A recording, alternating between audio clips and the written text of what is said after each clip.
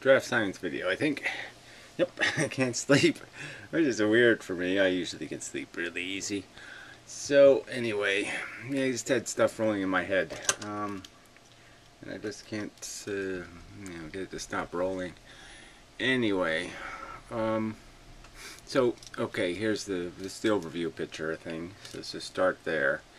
So everything that's happening on this material universe, this big things like us, isn't really happening to us. It's happening to our atoms and the bits that make up the atom. So if there's a concept like gravity, we think it's happening to us, but it's not really happening to us. It's happening to the atoms. It's where the force starts.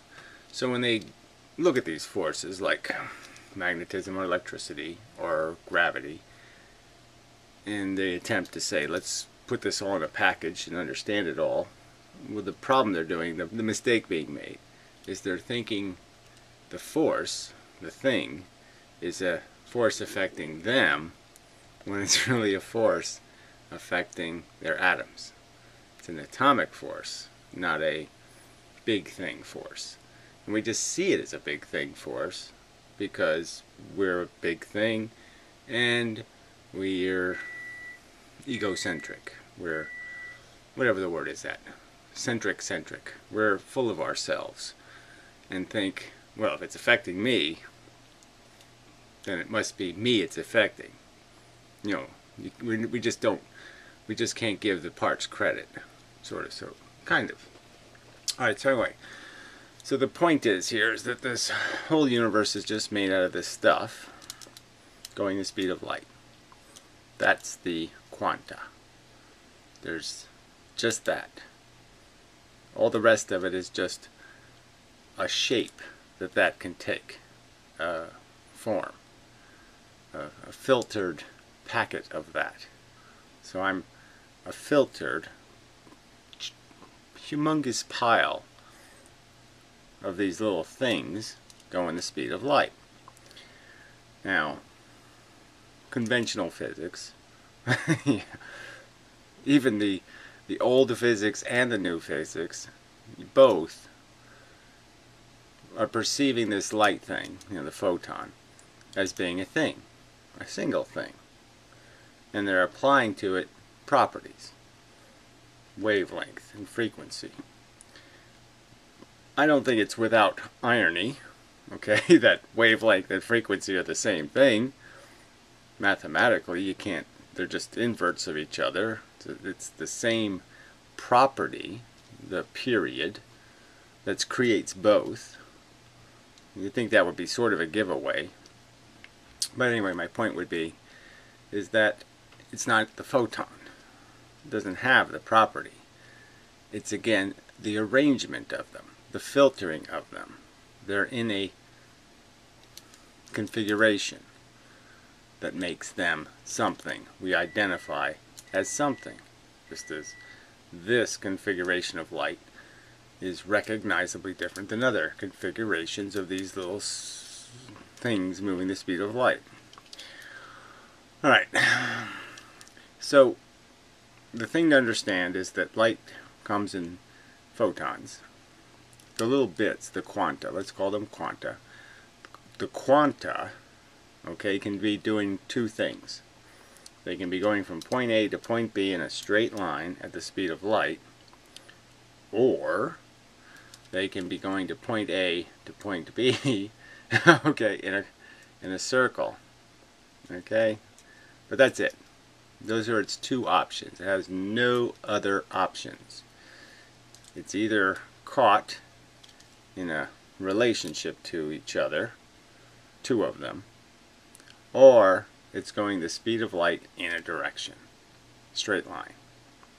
So that's it. Circle or straight line, and nothing else is happening.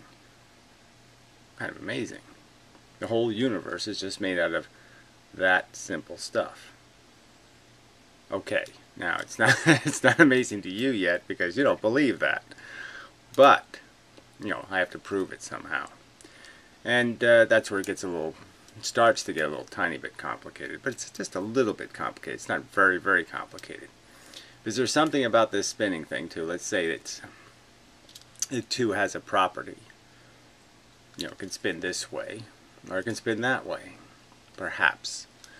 But there's something about it that makes one configuration of spin different than another configuration of spin, which means that if something from the external world comes down on it, it will react differently depending on which way it's spinning. So let's just deal with this simple thing first. Let's just deal with this simple idea that there's two ways I could explain gravitational relationship, right?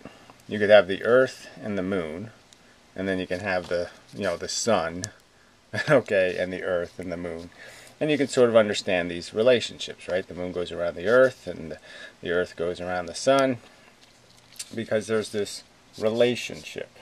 Okay, they're tied to each other because of this gravitational force. Now, the real explanation of the gravitational force is this idea that these quanta come pushing from all directions, and there ends up being area between them that isn't pushed on, because it's all straight line. It's all line of sight.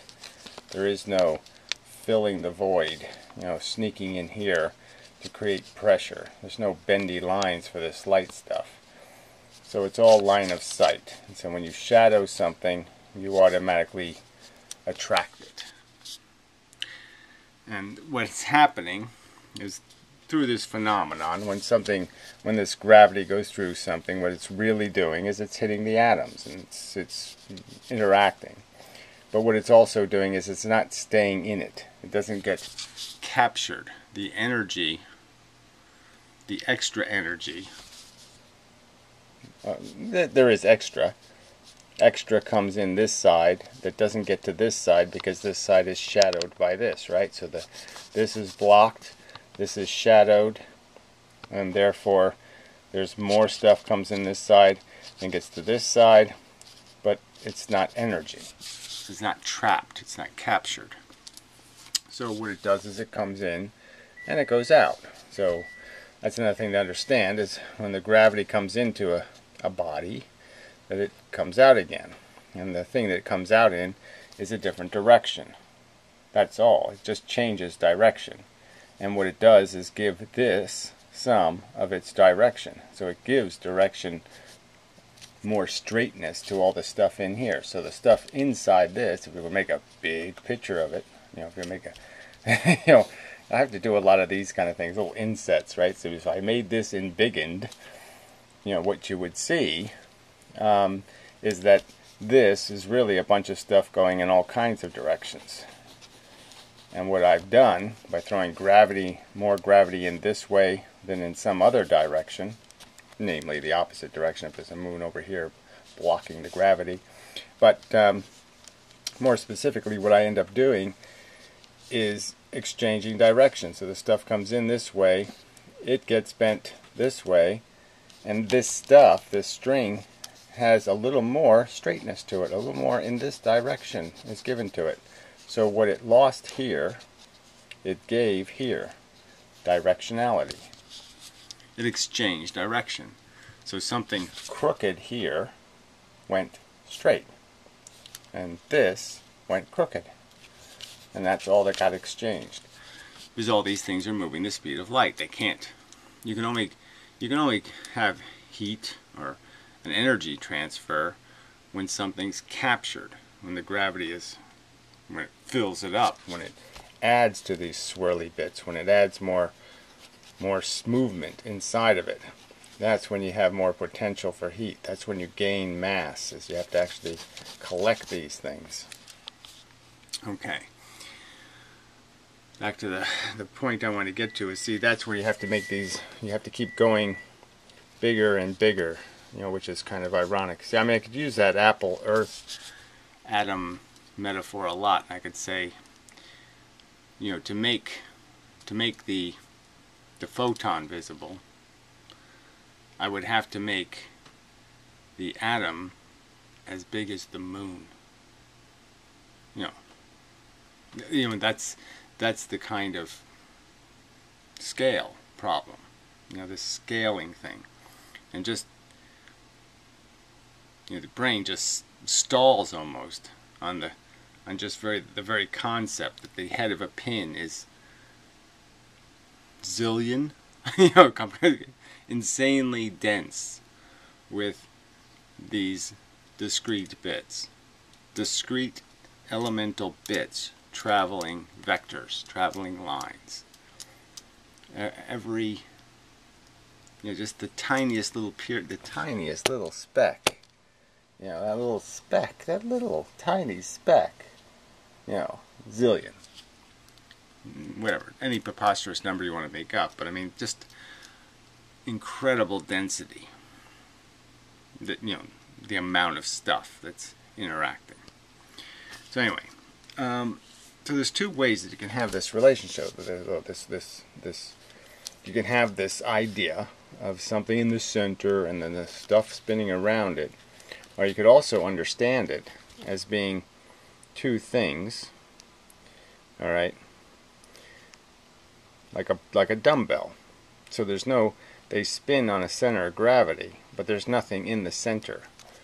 They're gravitationally being pushed into each other the same way as they would be if one was in the center, but they're just rotating on a center. So one came this way, one was going this way, and because of this gravity thing, a tendency to be bombarded, there's clearly more likelihood of being bombarded from here than there is through this one to here into this side. So you can just sort of understand that if these things are blocking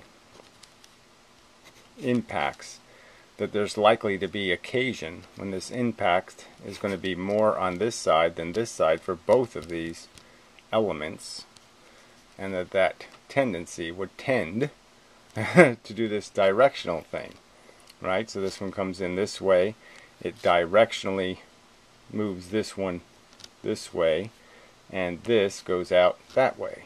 So I mean, you still have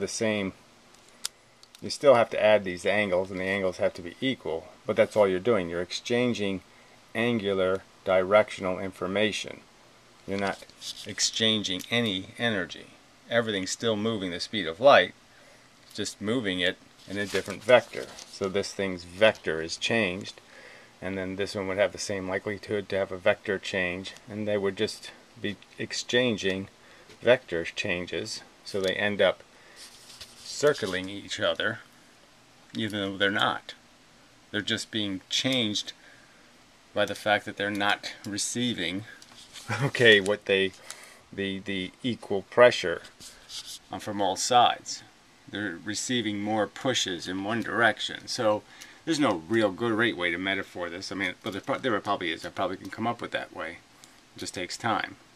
But if it was to think about the air as being little ants or something, I used a school of fish in another analogy, but you could use anything, and think of them as having chaotic direction. So they're moving. There's zillions of them, and they're all moving in no particular direction. They're all moving in straight lines.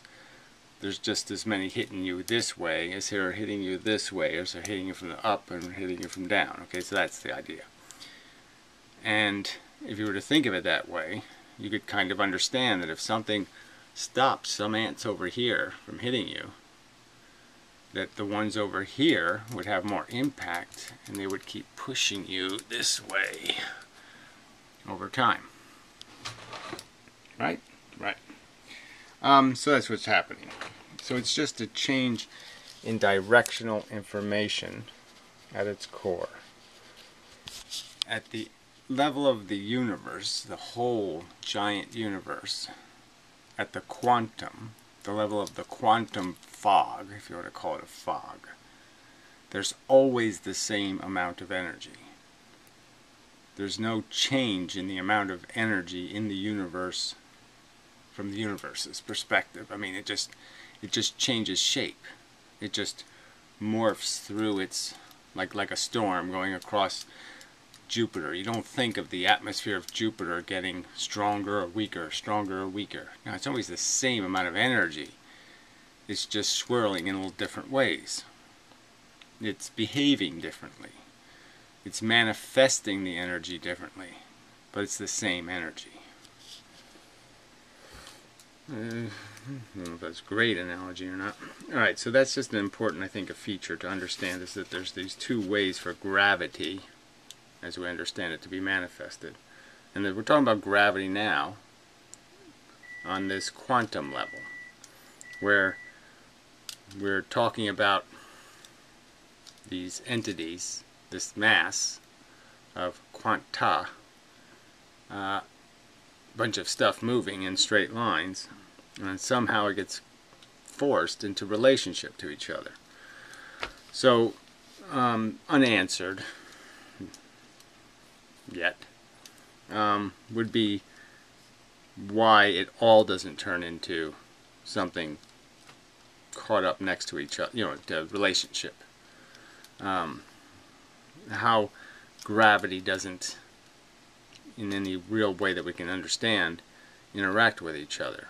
But that's because it's sort of a secret interaction. We could say it is interacting all the time. All the little bits are hitting each other. So we think of them as ants. Some of the ants are having just such a hard time. Say if they were going from point A to point B, they just keep getting hit by stuff, and with every impact they get knocked in a different direction.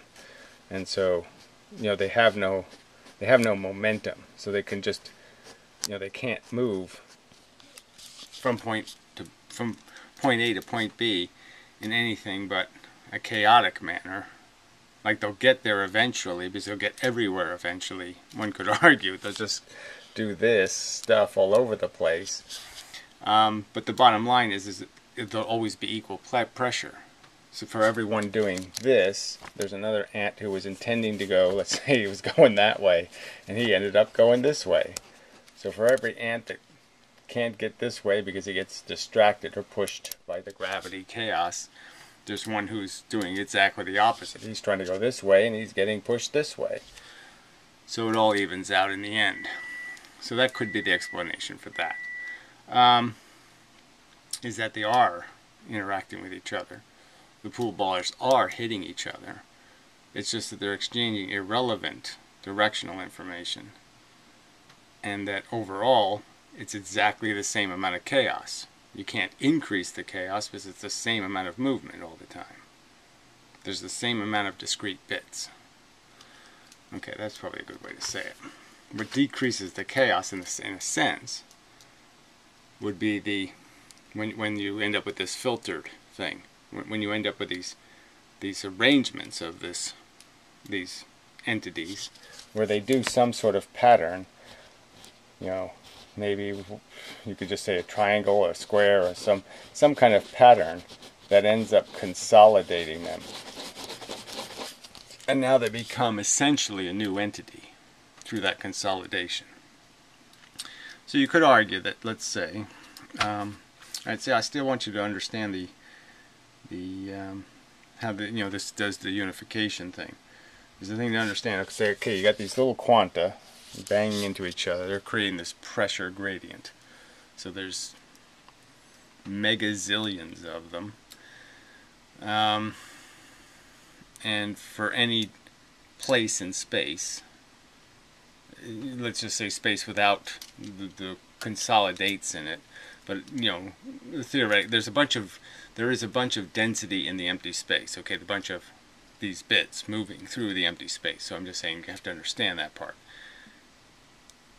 And for every little point in space, there's a pressure coming from all directions on that space. There is no space that we know of, in at least in the space of the material universe, where there is no pressure. There's some kind of pressure. Whether it's even or not, that's another issue. As you go to the outside of the universe, the pressure may well get uneven. Gravity may be uneven. There may be more of it in that way. Okay, meaning that's why stuff is accelerating at the end of the universe away from us, is because there's less gravity on one side of it than there is on the other side. It's leaving the pressure gradient. Yeah, well, so I don't really want to get into that, but I think you could understand that when something explodes, it does this kind of bullseye thing where pressure builds up. You have these waves of pressure, and that's sort of what the Big Bang did, is create these waves of pressure. And so we're like in the strong pressure part of the universe, and it takes a while to get into a completely uneven pressure gradient. So this one's a very even, like all the pressure is even from all sides. This one's a little more going this way, and this one's a lot more going in one direction. You have to get that sort of sense that that's sort of what happens in explosions. I'm not saying there was a Big Bang, I'm just saying, I mean, it would fit in the sense that we sort of know from how things explode. But see, things explode in mediums, and that, you know, in what you would think of as a pure explosion, like the tip of this pen just explodes in a pure vacuum. Theoretically, there'd be no pressure gradient because everything should have a vector it can get away traveling on, and nothing should ever hit each other. All the elements of the explosive should be free to escape. But I think what happens is this stuff on the outside blows up unevenly, and so it tears pieces off, and those spin, and they end up being reflectors. So I think it gets, why don't I get into that? That's not even necessary. So anyway, back to what I'm saying is happening. So understand that what I'm saying is one element of this thing is these gravitons. So one part of the quanta, the things moving the speed of light, is what makes up gravity, and they're the nothing ants. Okay, they're just common ants, let's call them. They're light without frequency. Okay, so that means they're not in pairs. See, and that's the frequency thing, so we're back to that dumbbell. So remember the dumbbell drawing, right? So they got the two gravitons, you know, and they're associated to each other because one was going one way, one was going the other way, and gravity is pushing them together. And so each one is getting deflected into the other over time, and so they're associated. Now you could sort of understand that that might be something like an electron. An electron might have no nucleus, it just might be a bunch of these associated opposite planets. So it would be like there's no sun, and there's just Earth and an Earth, and they rotate without the sun.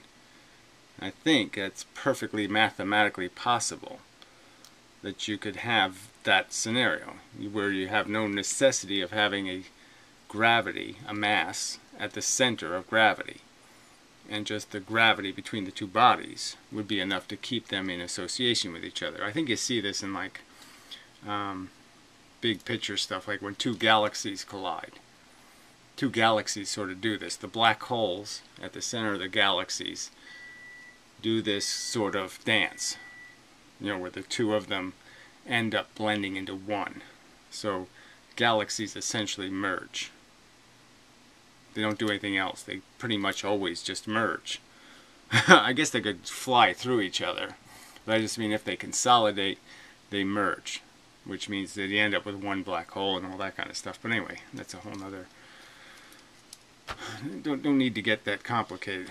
My argument is it is this association between these gravitons that creates what you might see as, or understand to be, the origin of the photon. That now what's being released, if you release one of these, the other one automatically is released, because there's no mass holding them together. These two masses are holding them together. So now when you knock one free, you automatically knock the other one free. And that's creating that's what's creating what we understand a photon to really be, which is a frequency of graviton, or a frequency of quanta. So it's quanta with a frequency. So gravity, the graviton, is the little ant that has no frequency. It's coming at all kinds of irregular intervals. You just can't see it.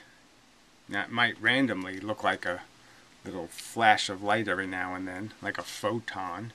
It might look like an X-ray. It might look like a lot of things randomly as they come into an atom. So an atom might perceive it as an X-ray, react to it as an X-ray, but it's just gravitons that just happen to hit at the right frequency. But these things are specific. These dumbbell associated gravitons are something inside the structure. They're something that perhaps is only created inside either a proton or a neutron and just captured by the electron, or maybe they're something created by electrons. It seems likely, it seems probable, that it's something happening in the nucleus to me. Something is happening in it's a nuclear event, but it doesn't really matter. What doesn't even matter right now. So anyway, what I want to do to finish up here is to get back to you understanding. So far we have, we have the single quanta is gravity. The paired quanta can be anything in the electromagnetic spectrum, so anything with a frequency, from a radio wave to a cosmic ray, whatever.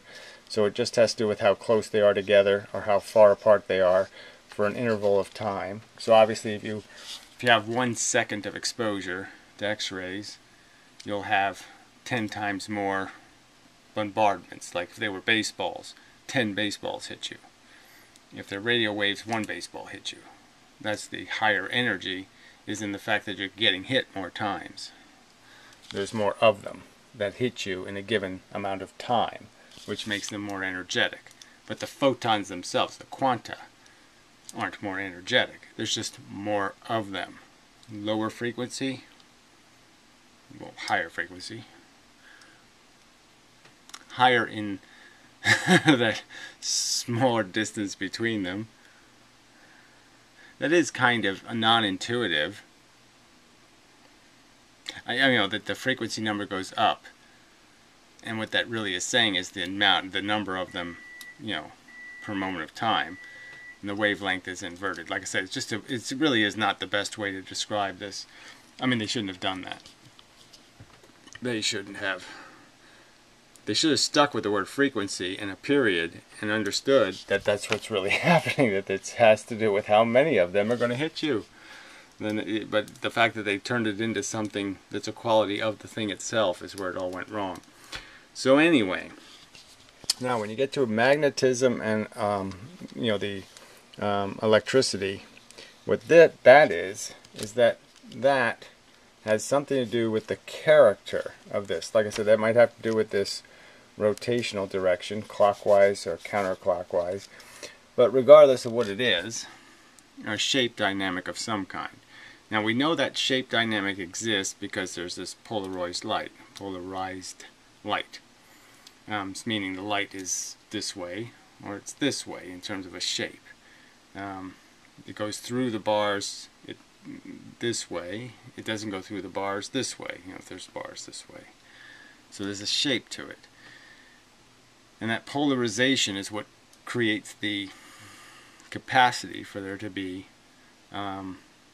for this to be filtered, for there to be a different impact, a different intensity of impact or reaction depending on which way it comes at you. So what magnetism and electricity are manifestations of gravity in this polarized form. So they're highly polarized. So that just means that the gravity has a character, a shape, that's either up or horizontal. And depending on what you are, I mean, if you're a proton inside the nucleus, and one of these upright fellows hits you, it will push you more. It'll have more impact on you. And if one of these hits you, it'll have no impact. So you'll have 100% impact from these and 0 impact from these. And let's say the original gravity is just a mixture of those. So if something can filter which ones are hitting you, by filtering them, they can intensify the effect of what you're getting hit by. So if it can convert a this into a this, it can double the effect of gravity on you, or triple, or it really just doesn't matter, because you can, as you can change shape, you can also change sensitivity. So it really doesn't matter which way I go with that. But that's what magnetism is. Magnetism is material atoms that are merely creating. When the gravity goes in, it's coming out polarized, and that polarization creates an opposite sensitivity in something made exactly the same material, or the similar, or a magnetic material, a material capable of filtering for magnetic polarization. So that's essentially what you would call a compass, is that it's filtering for magnetic polarization. It's sensitive to it because of the structure. And so it's just gravity filtered. The same, and it's that gravity, likely the gravity that comes out the side, so to speak. It's the doing this directional thing, but from all directions all the time. And again, it's just the same kind of shadowing effect. So when two magnetic materials capable of filtering for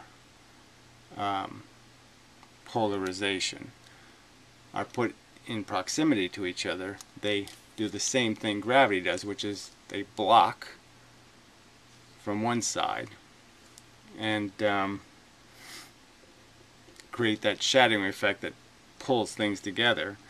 And when you convert them to make them opposite, to create, well, so you have the attraction and then you have the opposite effect, that sense of repulsion. So when you turn the magnets opposite, they feel like there's more pressure inside.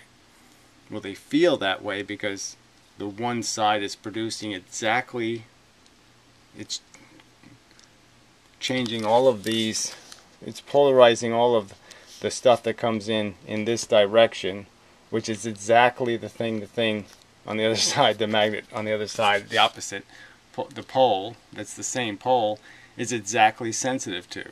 And it's doing exactly the same thing. It's producing exactly the same sort of filter. It has the same filter. The north side and the north side of the magnet would both have the same filter. So they're filtering exactly the same thing and forcing to the other party exactly the thing they're sensitive to. I explained this better in an earlier video, but so that's what's creating the illusion. Well, it's not an illusion. The fact of this extra pressure is that the gravitons going in have been polarized to exactly the polarization that the other material is the most sensitive to, and the external gravity still has a bunch of the stuff that goes right through it. So it's invisible to one kind and completely opaque to the other kind, and depending on what one filters, exactly that effect will happen. So either you will feel no gravity from the external because you're only feeling half of it, because you're only being affected by half the polarization, and you're getting twice as much coming from the other direction because the other thing has already filtered it for this extra, the thing you're sensitive to. Yeah, I think that's enough to tie it together anyway. So the thing I have to work, the place where I'm seeing problem here, it's just that this idea, this shape question is interesting. What's the nature of the shape? And because clearly I think the shape has something to do with this scenario of the dumbbell kind of effect. The effect where there is no center of gravity and two things are wobbling on each other. The dumbbell effect. And that somehow that, considering rotation, might be how it's manifested. But again, see, this is the catch is that when light's traveling, light is this released. So what's happening is these things are spinning, this one comes out, and then this one comes out exactly at the same point, and so they maintain this distance here, directionality wise. And so I have to explain the cause of that also. Obviously it would be a mathematical formula that as the gravity, as these two things were separated, you know, like say, let's say there were these, you know, I wish I had all this, I mean I wish I had graphics I could animate, you know, with really simply, but let's say these two things are spinning around each other. And then let's say I start to release this one, so it just starts going off in this direction. Now this line and this line, this one's going to be a longer line, so the gravity gets less, you know, as they get further and further apart. And so this one comes out a little bit further in its circle. So you can sort of see if the original circle was, let's say the original circle is this. And as this one breaks off, this one starts widening out too. But there must be something, you know, mathematically, where it tends to do this thing, you know, where the two will end up eventually, okay, on an equal vector, and they'll just be, one will be behind the other by a specific amount of distance. So it'll be like this one's here when this one's here, and so this will end up being their final frequency. Yeah, I think you can sort of, well anyway, so I think there's obviously there's a mathematical formula for how this spreading, the weakening of the gravity would affect the curvature and how wide an orbit it would take. Yeah. But I have no idea what that math would be, but I'm just saying that it seems pretty obvious that there would probably be some kind of math that could explain that. Some sort of math formula. So anyway, this is probably enough. Yeah, I just wanted to get, you know, it really is kind of important just to understand that something like gravity, like I said, we think of it as affecting matter or affecting us, and it's really just affecting these little bits inside our atoms. It's an atomic force.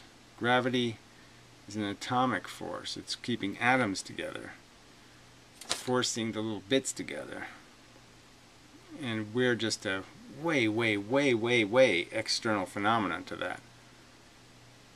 The real meaning of gravity is on atomic nucleuses and stuff. That's where it really does its work. It doesn't really do any work in this big world. It does all the work in the little world. Every single solitary atom, it's affecting them right now. Every single one of them. Yeah, that's probably the big takeaway point. Anyway, probably enough. I'm a little more tired, so maybe I can sleep. So anyway, yeah, so more to come. Yeah, so yeah, I didn't do the polarization, but anyway, the electricity. See, the polarization would be like from here to here would be magnetism, and from here to down here would be electricity. But that's, you know, there's your unification thing. Yeah, all done. Just gravity polarized. Just gravity polarized. I shouldn't have to say more. That sort of sounds good. It sounds pretty, yeah, that makes sense. And photons, energy, is just gravitons with a frequency. There you go. All done. So anyway, till next time. And such.